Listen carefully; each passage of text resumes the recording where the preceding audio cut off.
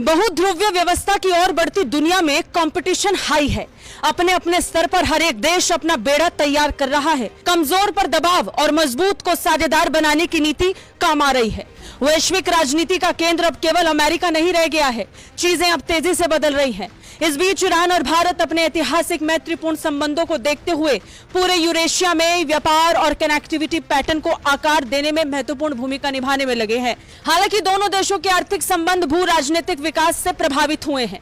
विशेष रूप से ईरान पर लगे अमेरिकी प्रतिबंधों के बाद से भारत के साथ तेल व्यापार लगभग बंद हो गया है। बहरहाल दोनों देश अपने व्यापार और निवेश संबंधों को बढ़ाने के लिए प्रयास कर रहे हैं।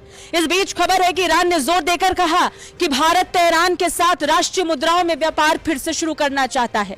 जैसा कि कच्चे तेल की खरीद के मामले में नई दिल्ली मॉस्को के साथ आगे बढ़ रही है।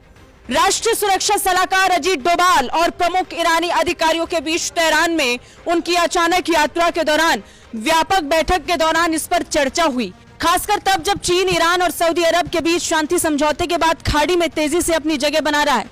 इस बीच ईरान के सर्वोच्च राष्ट्रीय सुरक्षा परिषद के सचिव अली शामखानी ने भारत के साथ व्यापार में रियाल और रुपया का इस्तेमाल बढ़ाने का आह्वान किया।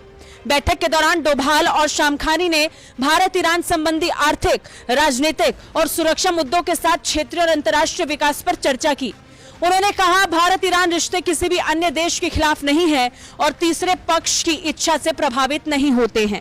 वैश्विक और क्षेत्रीय विकास ने ऊर्जा, परिवहन जैसे क्षेत्रों में दोनों देशों के बीच बातचीत को मजबूत करने की बेहतर स्थिति बनाई है। इसमें पारगमन, प्रौद्योगिकी और बैंकिंग भी शामिल है। बता दें, अजीत डोभाल ने तेहरान में ईरान के राष्ट्रपति इब्राहिम रईसी, विदेश मंत्री हुसैन अमीर बदौलियान और अपने समकक्ष अली शामखानी के साथ अलग अलग बैठकें की।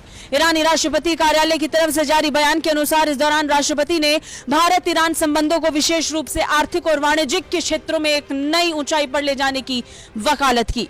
गौर करने वाली बात यह कि यह बैठक अमेरिकी प्रतिबंध के बावजूद हो रही है, खासकर चीन के दखल और रूस पर अमेरिकी प्रतिबंध के बावजूद जारी व्यापारिक संबंधों को लेकर कहा जा सकता है कि दोनों देशों के बीच ये डील हो जाए।